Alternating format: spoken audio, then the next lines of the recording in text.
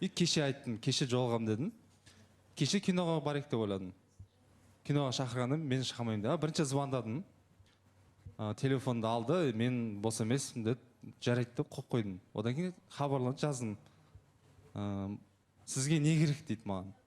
Сізге емес, сенен не керек дейді да. Мен түсінбедім. Может, мен ашулысыз ғой, что-то дедім да. Кездесуге киноға барып, сырласып сөйлесіп қайтайық дедім. Сіздің алдыңғы күні сіздің жұмыстарыңыз болды. Түсініспеушілікпен қарағыңыз дұрыс болар дедім. Кеше мен шығам деп ойлағам, бірақ мен де жұмысым болып қалды дедім. Мен ойлағам, кеше шығып киноға болмаса бір жерге отырып, әңгімелесіп, шай ішіп, болмаса бір жерге апарып қайтеді деп. Сөйтіп әңгімелесіп, бүгін келіңіз сөйлесейік, келесі жолы бір жақсы бір жерге баратын шығармыз деп ойлағам негізі. Ол қызға да айтқам, ол жарайды, мақұл деген. Бірақ кеше білмеймін, өзі асығыс болды негізі, қайта-қайта уақытқа қарап отырды. Сөйтіп айттық, киноға кірейік дедім, бірдеңе алып жейік мына жерден. Аняқа мен қайта-қайта мен сөйлеп отырдым, ол қыздың тарапынан вообще сөйлеген жоқ негізі. Вообще сөйлеген жоқ, шынымен. Аняқа тарттым, мыняқа тарттым, бірақ білмеймін не үшін екенін. Қанша ренжітетіндей, мен оған ештеңе артық әңгіме айтқан да жоқпын вроде. Келмеуінің себебі не деп ойлайсыз? Сол алдың күні мен обещать еткенім болар, енді кездесейік жолайық деп. Мен бірақ үйде отырдым, стримға кірдім, прямой эфирде отырдым. Может, соған ренжіді деп ойлаймын. Мен обещать еттім, бірақ ол мен былай айттым, мен үй жаққа барайын дедім, сосын көреміз дедім. Бірақ келесі күні сіз кешірім сұраған шығарсыз кездескен кезде. Иә, мен айттым, ситуацияны түсіндірдім ол қызға. Менде осындай жағдай болды, негізі кездесім келген, кездеспейтін болса, мен айтар едім деп деген сияқты. Бірақ солай болып қалды, мен білмеймін, мен Балауса ханым. Жақсы. Тимур? Саламатсыз, Балауса ханым. Мен Ғалымжанға айтып өтір, мұндай 5 секундтық видеодан кейін қандай қыз болса да келмейтін сияқты. Ең болмаса кездеспесең де дұрыстап бір ұзақтау видео жасауың керек еді халық алдында. Содан кейін айтқым келеді, сен жалпы үміткер қалдыға дайын адамсың ба? Не қолың босамайды, ортаға келіп алып, сосын бар кінәнің бәрін қызға асырып қоясың да? Сен өзіңнен де ойламайсың ба? Тима, тыңдасаң, мен айтып тұрмын ғой. Бірінші күні ол қыздың жұмысы болды. Екінші күні мен өзім кінәмді өзіме алып тұрмын бұл жерде. Мен мойындап отырмын, мойындаймын емес. Кеше кездесуге шақырдым. Бірақ ол қыз тоже уақыт болмады негізі. Атак негізі киноға барайық деп уақыт бөлейік, осында сөйлесейік, сырласайық деп айтқаным бар. Жоқ, қанша жерден сен қыз жұмыста болсын, сен жұмыста бол, ең болмаса телефон арқылы сөйлестіңдер ме сендер? Иә, сөйлестік.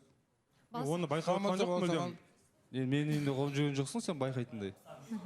Жоқ, әңгімелерден байқайсың ғой, просто қызығушылық мүлдем жоқ та үміткерге деген. Мен ойлаймын, ойы мүлдем айдалада басқа адамда сияқты, содан кейін де сенде ол қызығушылық болмайды үміткерге деген. Айдана? Балауса ханым, енді Тимурдың сөзінің жаны бар сияқты да. Мен осы уақытқа дейін қанша видео көрдім да, бірақ дәл осындай бақытсыз үміткердің түрін көрмеппін, шын айтайыншы. Соншалықты видеода мұңайып тұрған қызды көріп тұрмын да, несімен ренжітіп қойды екен деген ой келіп тұр. Мен сенімдімін, бар ғой, бір 100% сенімдімін, кінәнің барлығы Ғалымжаннан екеніне ше. Өйткені қыз деген сонша үміттеніп келді, Ғалымжанмен танысайын деп сырттай ұнатып келді ғой, бірақ та бір нәрсе түрткі болды ғой, демек осындай видеоға түскенде де түрі осындай болып тұр, салқын жауап беруінің де бір мәні болып тұр да.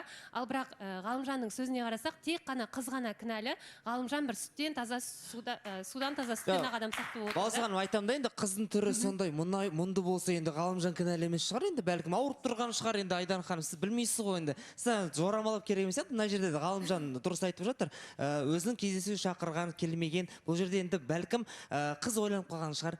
Мен мүмкін басқа азаматты ұнатып қалып, одан кейін ойланып қалған болар. Жоқ, Балауса ханым, мен мүлдем ойлап тұрған жоқпын. Кінәнің бәрі негізі жігіт жақтан сияқты ол көрініп тұр да маған. Өйткені бұның алдындағы үміткерде де мысалы бір екі сөйлем жазғанының өзін Ғалымжан бір жаңағы бұйрық ретінде қабылдады да, сол қыздың өзін қайтарып жіберіп отыр да. Ал мына ситуацияда не болған біз білмей тұрмыз, өйткені үміткер ханым болмағаннан кейін да. Ал бірақ Ғалымжанның сөздері білмей маған мүлдем бір сенім тудыратындай сөз айтып отқан жоқ. Ринат? Балауса ханым, саламатсыз. Мына жерде енді жаңа видеоға қарап отырсақ, видеоның өзі 5 секунд қой, Балауса ханым. Кездесу неше минут болған Құдай білсін. Енді үміткердің де ренжуі бар шығар, негізі ол кезде талпа болсындар, бесеуің жүріпсіңдер. Естуіміз бойынша. Балауса ханым, енді сол себепті андай ғой, Балауса ханым, мүмкін үміткерді енді бірінші рет кездесіп тұрғасын, талпаның арасында қысылған шығар мүмкін. Одан кейін мысалы деймін да, қысылып тұрған қыз, сен не алып берейін десе де, ол ешкім не істегісі келмейді ғой болса. оңаша кездескеніңіз дұрыс еді негізі. негізі бар ғой, енді бұл жерде бір Жалпы- жақты болып жатыр ғой. Назеркенің өзі біздің редакциямызға аудио жазба жолдаған екен. Бәлкім сол жерде айта жатар не себепті келмегенін тыңдайық. Қайырлы күн. Бүгін мен эфирға бармайтын болдым. Ғалымжанның қандай екенін өмірде көрдім. Телевидениеда да басқа адам, өмірде басқа адам екен. Кеше только эфир үшін ол видео түсіруге келді, бірақ қасына нөкерлерін ертіп 2-3 күн көңіл бөлмей стримда билеп Шакира ұқсап отырды. Сол үшін мен уақытымды босқа кетіргім келмейді. Сол үшін мен бүгін эфирға бара алмаймын. Баласаған Мәселенің барлығы Ғалымжан өзіңізде деп жатыр. бір нөкер ретінде сөйлейші, бір нөкер менем кеше жанына барған. Негізі білмеймін енді ол қызға. Бұған дейін Ғалымжан не істеп қойған? Кеше бірақ Ғалымжанның тарапынан бір ешқандай да бір менсінбеушілік ештеңе болған жоқ. Керісінше ол қыз келді, не істейік, киноға апарамыз, тамақ ішеміз ба, не істейік, бәріне жоқ деді. Оған дейін Шакира ұқсап билеп ренжітіп қойған ба, оны білмедім бірақ.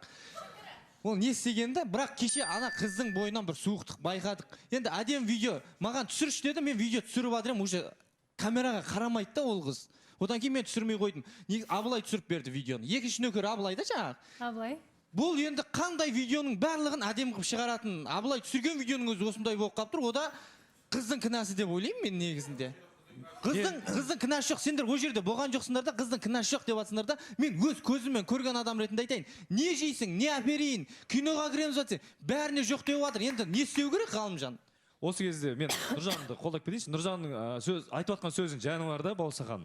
Біз мысалға жаңа Айдана да айтып кетіп жатыр ғой, қызды жақтап. Айданамен кездесуге шыққан кезімізде, Айдана үміткер кезінде. Мысалы сен дайындалып шықтың ғой, дұрыс па? Дайындалып шығасың, әдемі болып шықты. Ал бұл қыздан біздің байқағанымыз, Нұржанның көз осында отыр ғой. Ол қыз өзі бір уже тоқтатып салған сияқты келді да, уже андай өз қалаусыз келді да, білмеймін бір. Ары қарай жалғастырғысы келмеді ма, өзі болашақ көрмеді ма, оны үйтіп Ғалымжанға бүйтіп лақтыра салудың қажеті жоқ деп ойлаймын. Бұл жерде қыздың мойнында наушнигі, үстіне киіп келген киім андай жеңіл киім келе салғанда біледі біз видео түсіретінімізді. Баласақан, жігіттер мына жерде айтып жіберейінші. Абылай, ол қыз бала өзі қалай киінсе де өзі біледі ғой, дұрыс емес па? Жоқ, мен айтып жатқаным. Қыздар, жігіттер, сөздеріңізді бөлейін. Анда кезек келер деп ойлап отырмын. Иә, Ринат айта қойыңыз. Айтамын да, Баласақаным, осы Абылай түсінбеймін да, бір өзін сыртынан сынайдудың қажеті жоқ деймін да, Баласақаным. Ол өте төмен әңгіме негізі. Ол қыз баланың үстінде киімін айтып, ол басқа нәрсесін айтып. Баласақаным, ол қыз баланың ренжішін негізі түсінуге болады, Баласақаным. енді бір кездескен жоқ, екі кездескен жоқ. Ғалымжан, қайта бір сол кеше өзің барып негізі үй жағына барсаң да, есігінің алдына барсаң да, қайта бір гүл алып барсаң болады еді негізі. Негізі бұл жерде қыздың кінәсі жоқ, Балауса ханым. Бұл жерде енді кінәнің бәрі біздің балада. Уже бір емес, екі емес, нешінші үміткер уже. Салтанат. Балауса ханым, мен Ринатты түсінбей отырмын да қазір. Өзіңнің қасыңа қазір тиктокта бірге ойнайтын, плюс сайық мазақ қосылып отыр мысалы үшін, иә? Бірақ та сен өзің Ғалымжанмен отырып тикток ойнайсың да, қазір андай сондай кейіп жасайсың да, как будто... Сен сайық мазақ дейсің, мен сайық мазақ болып Ғалымжанмен қашан тикток ойнаппын? Всегда ойнайсыңдар. Қашан именно айтшы. Сен осындай күні Ғалымжанмен ойнадың айтшы маған. Мен Балауса ханым, мен бұл біздің қатысушы қыздар уже түсінбедім. Тиктокта отырайық, басқа отырайық. Самигалмен біз ештеңе бүлдіріп отқан жоқпыз ғой тиктокта отырып, дұрыс па? Отырсақ отыр, қыздармен танысып отқан жоқпыз. Қыздармен кездесіп отқан жоқпыз. Болды, біз негізі Балауса ханым бағана Нұржан мен Абылай енді бағана айтып отыр ғой. Кішкене қаршадай қызды кінәлаған деп отыр ғой енді. Бірақ та ол қыздың бағанағы айтуына кішкене көңіл бөлетін болса, ол жерде тек кездесудің видеосы үшін ғана мені шақыртып кездесуге келіп тұр, құрметті жігіттер. Одан кейін негізі Ғалымжанның бұл іс-әрекеттері негізі күдік тудыратын нәрсе емес, Балауса ханым деп тұрмын да кішкене. Өйткені бірінші үміткер келеді, ол үміткерін диасқа беріп жібереді. Танысы тоқтайды. Шынымен, екінші үміткер келеді, екінші үміткерінде бұл маған бұйырып сурет деп, тағы да танысы тоқтайды. Үшінші үміткердің сыйқы мынау енді. Бірақ енді бағана үміткерінің өзінің айтуы бойынша, жаңа билеп жатыр, сайқы мазақ қысап, Шакира қысап билеп жатыр деп жатыр ғой. Кімнің Ғалымжанның сөзі болатын келген кезде бізге. Мен главный, мен маңыздысы тамада емеспін. Мен сайқы мазақ емеспін деген. Мен сендер сияқты тамада сайқы мазақ, мен өте салмақты жігітпін деп айтқан сөзі болатын. Шынымен де енді айырмашылықты сезіне білесің ма, Гала, негізі? Біз халықтың алдында солай жүрік қой. Оны сайқы мазақ демейді. Сайқы мазақ деген не? Сенің ісің осындай. Алдында енді Бекзат бүйтеді. Алдында ортаға шыққан кезде мен Бекзат Индираға недостойын дейді. Енді сен кімге достойсың деген сұрақ келеді. Сен ешқандай қызға онда достойны емессің деген сөз келеді да. Ешқандай қыз негізі. саған кішкене келуге мен саған келетін қыздарды аяп отырмын Ғалымжан. Жоқ, Бека, Одан кейін именно сол қызға андай тоқта, Ғалымжанды тоқта. қимаймыз. Одан сөзін кейін аяқтасын. Одан кейін өзің бәрі де боласың, айтылсын, кімге бәрі пір боласың дейді да, шыққан сайын Ғалымжан аузынан жақсы сөз шықпайды. Адам шыққан сайын чисто жаман сөз шығады да енді. Сөйтсе адамның өзінің ішінің жамандығы екен да бұл нәрсе. Енді түсініп тұрмын бұл нәрсені. Ғалымжан өзі сондай екен, бәрі солай көреді екен. Мұныған енді Ғалымжан қалай жауап береді, жарнамадан кейін бірге білеміз.